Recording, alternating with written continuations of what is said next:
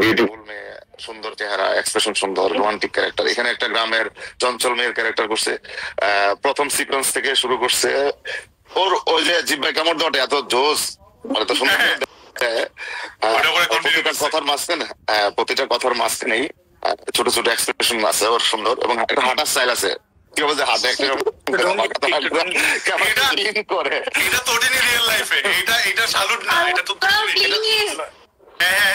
মেহেদি দেওয়ার পরে তটিনী তোমাকে যখন হাত দিয়ে চলে গেল, হাত দেওয়ার পরে যে এক্সপ্রেশনটা, সেটার মধ্যে অনেক কিছু মিনিং আছে।